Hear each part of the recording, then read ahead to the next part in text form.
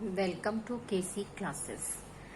Student, this is your chapter 5 or exercise 5.1. Question number 11 is, in the following figure, is angle 1 and adjacent to angle 2, give reason. This is the figure students. हमें इस question में ये बताना है कि क्या angle 1 और angle 2 adjacent angles हैं, और if yes then reason, give reason, और if no then you have to give reason. Adjacent angles वो angles होते हैं जिसमें एक vertex और एक arm common होता है. See students, there are 3 conditions for adjacent angles. One condition must be, see, if this is the angle, I say A O B, this is the angle. Another angle I should taken as BOC. This is angle AOB, this is angle BOC, in which one vertex is common. Angle AOB and angle BOC में one vertex is common, one arm is also common, angle arm BO is common, vertex O is common here.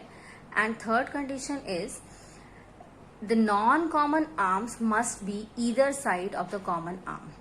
ये जो non common arms हैं AO and OC, वो common arm के either side पर होनी चाहिए. Means एक साइड और दूसरी तरफ.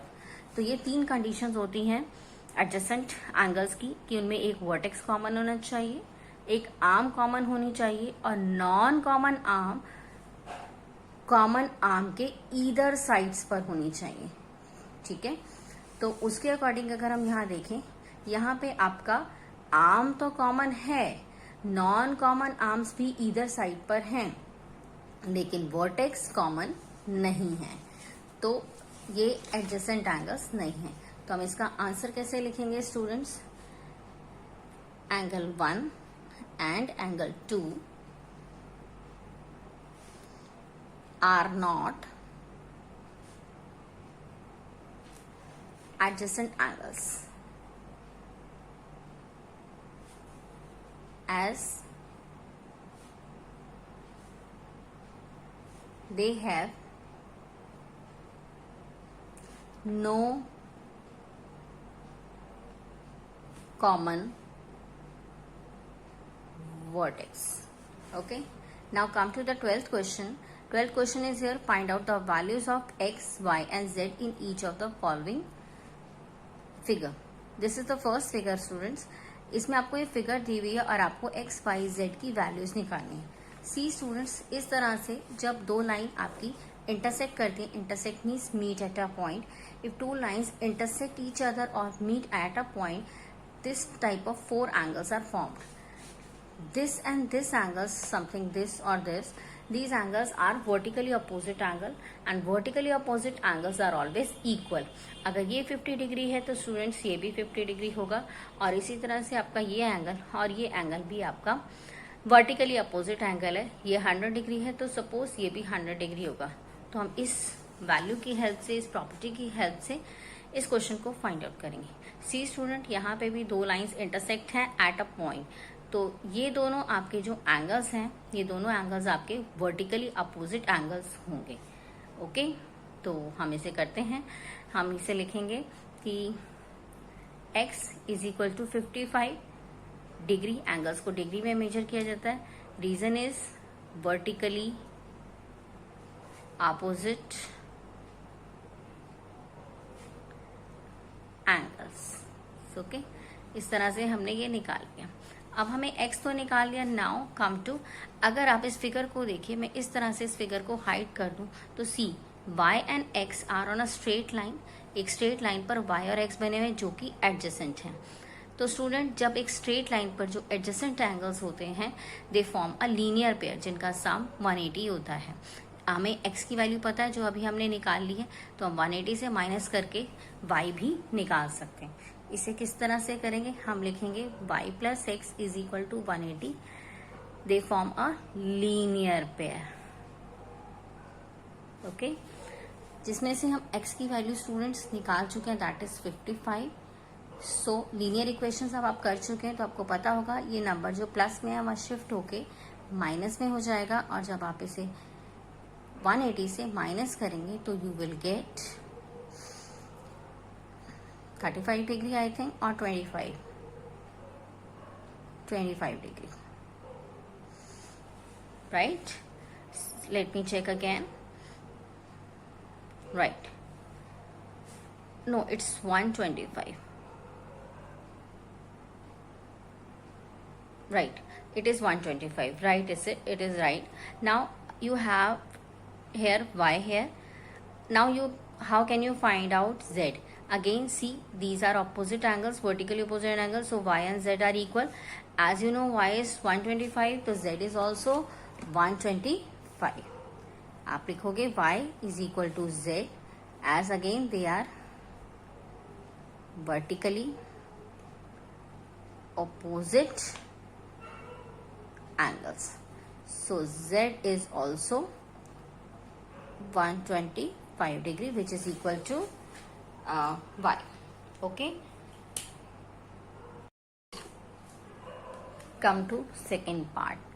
सेकेंड पार्ट में आपको ये फिगर दिया हुआ है, आपको x, y, z निकालने हैं. ओके. सी स्टूडेंट्स, अगर हम ध्यान से देखिए, अगर आप इस लाइन को अवॉइड करें तो this line and this line are intersecting lines. ये और ये अगर आप इसे अवॉइड करें तो 40 और z आपके वर्टिकली अपोजिट एंगल हुए, और इस तरह से आपका z 40 डिग्री होगा. Reasoning is vertically opposite angles. Okay. और बिल्कुल इसी तरह से अगर आप इस लाइन को अवॉइड करते हैं तो आपका y और x और 25 टुगेदर, ये दोनों टुगेदर, x और 25 टुगेदर और y, ये भी आपके वर्टिकली अपोजिट एंगल्स होंगे. y is equal to x plus 25.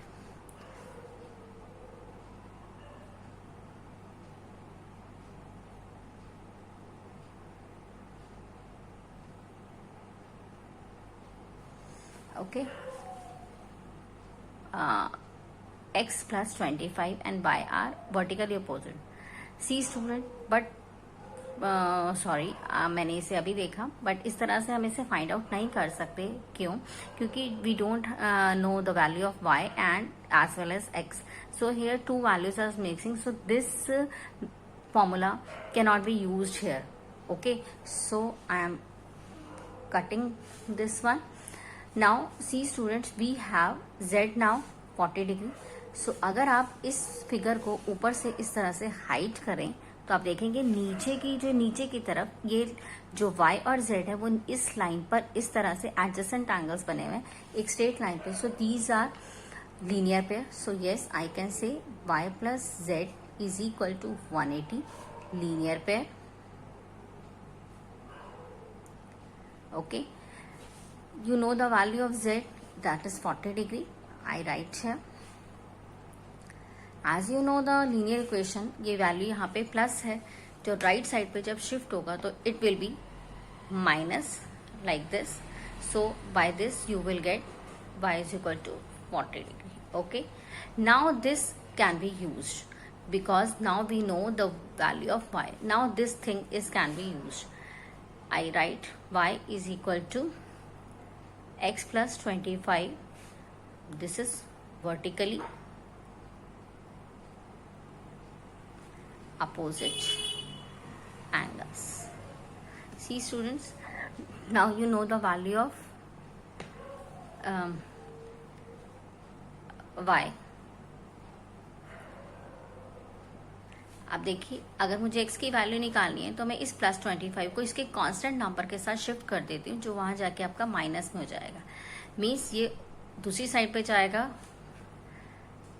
y is equal to C 25 दूसरी साइड पे शिफ्ट होगा, it will be minus. So you can say x is equal to 40 minus 25, that is 15 degree. So इस तरह से x is equal to 15 degree, y is equal to 40 degree, z is equal to 40 degree. Okay, so this is all about question number 12. Hope you will understand. Please if you like my video, please share with your friends, subscribe and like it. Thank you.